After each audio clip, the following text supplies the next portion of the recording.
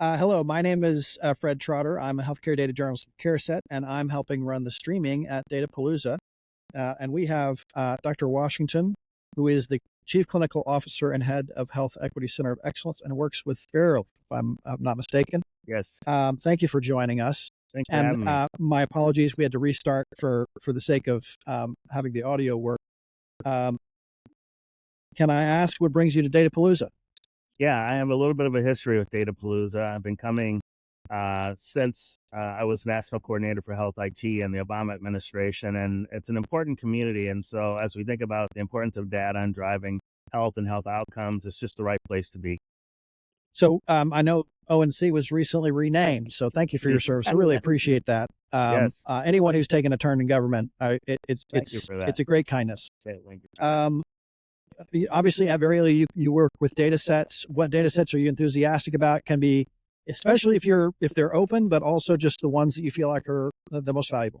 Yeah, I think about data sets in maybe two categories.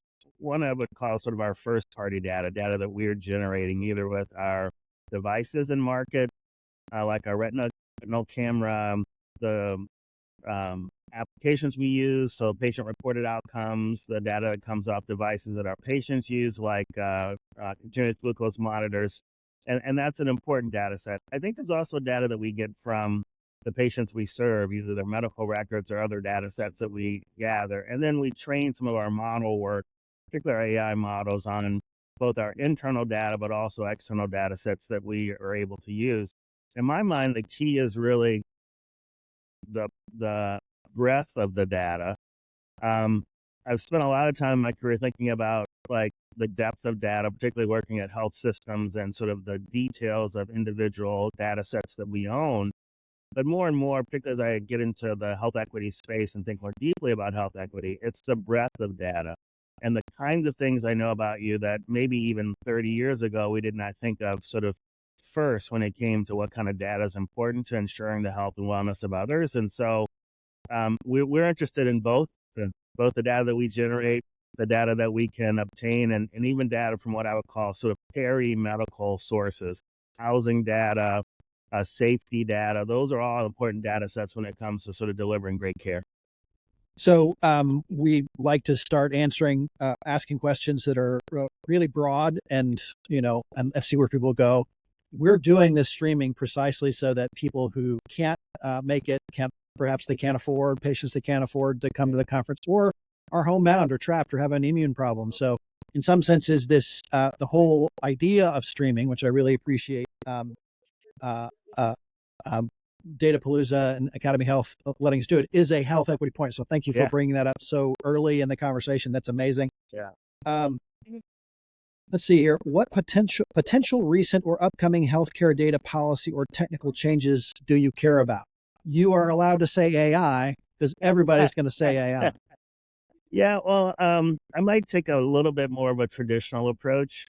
So at the end of the Obama administration, we worked on the 21st Century Cures Act. It's one of the things I'm sort of most proud of. But as I reflect on it, it was really just the beginning of work that needed to be done.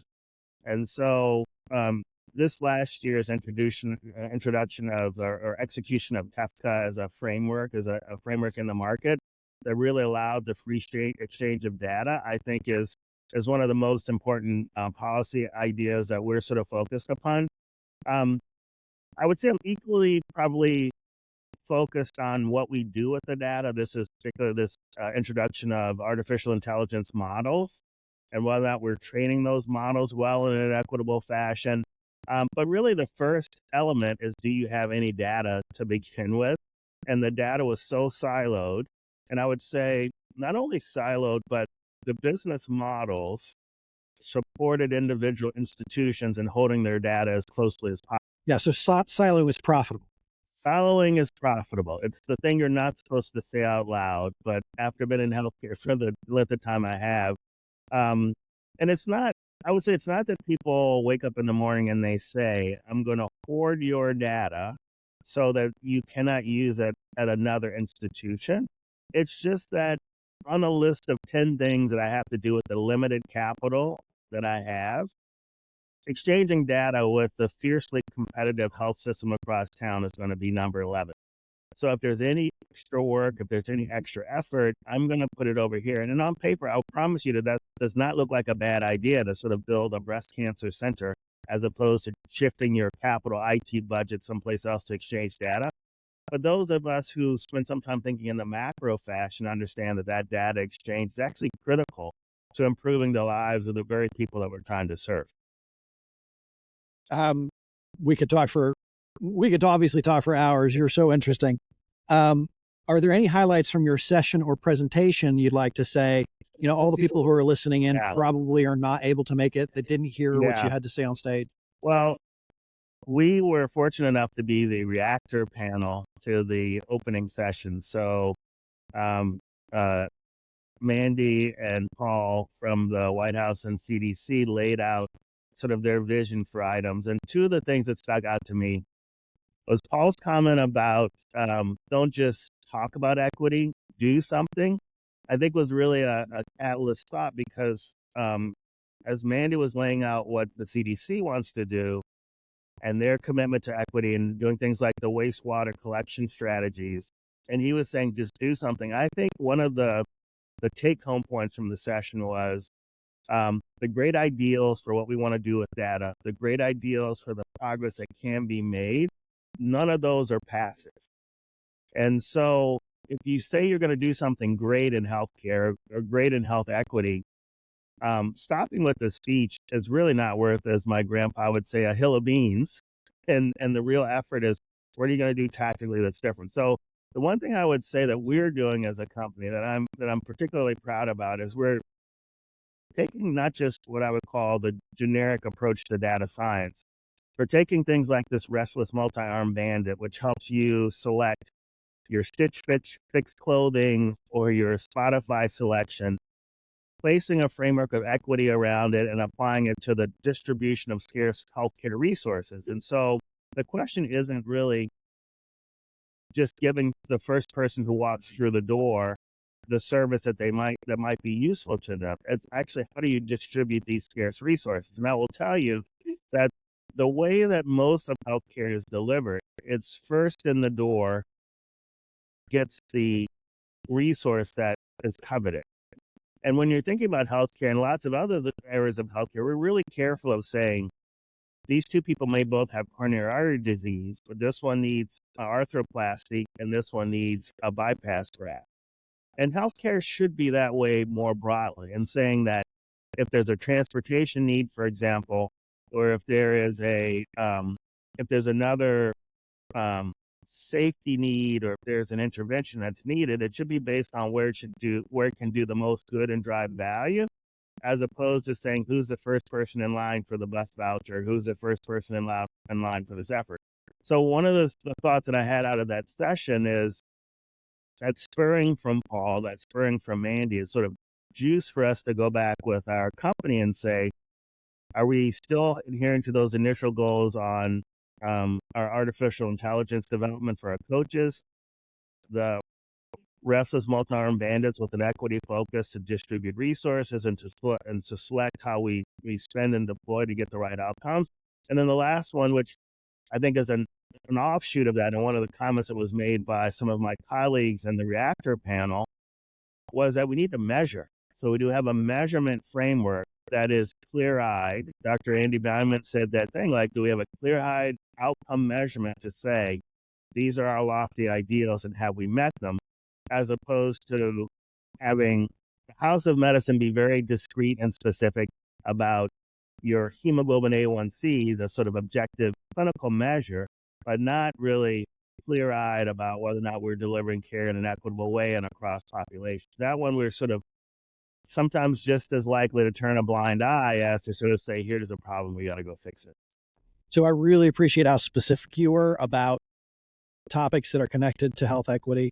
I do think the kind of feeling at the conference is the lip service to health equity is probably something we need to get past. I think someone was telling me, and I'll not name the institution to protect the guilty, but someone was saying, well, there's an institution that's got classes on health equity and they have health equity on their website, but they don't. It's a university medical center that doesn't take Medicaid.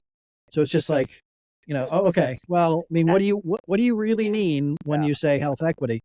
I think that's going to be very much something that's in the water is holding people accountable to, look, if you're going to use these terms, because health equity, we've had our society is having a big discussion about equity generally, but health equity has been a term of art in healthcare for a lot longer than it's been a discussion in other places. Yeah, for a long time. And I think, Fred, your point about like what are people actually doing? I will tell you that it's not. I don't want to make this clear too. It's not that I'm throwing stones at people raising the issue. I'm throwing stones. You are. Okay, I'm not throwing stones, but it's just the very first step.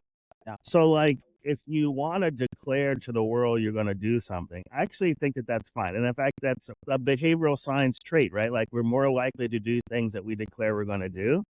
But I can't tell you I'm interested in,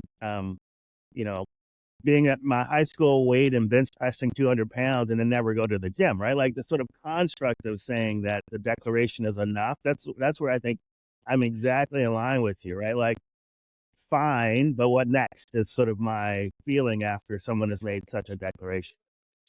So, Dr. Washington, we only have a few more minutes left. Is there anything else you want to talk? One thing I'll just share that I think was also a theme that's worth delving into is Mandy Dr. Cohen threw a few stones at the approach that was taken by giving $35 billion on the care delivery side and leaving a little bit of public health behind. One of the things that I'm really focused on as well, and our company's focused on this, is how do you actually update data flow in the context of public health? So one of the things we're really proud of is the work that we've done as a company, as a life sciences company with wastewater testing. And we started in the COVID space, but it actually turns out that there are lots of data elements that will tell you about the health of a population that you can gain from wastewater. And so for us, it's really been the question of, is there something that you want to do differently if you knew, for example, that there was a rise of influenza, if there was a rise in monkeypox, if there was a rise, and the answer in most of those cases is, if I had a reliable indication early, I would do things differently.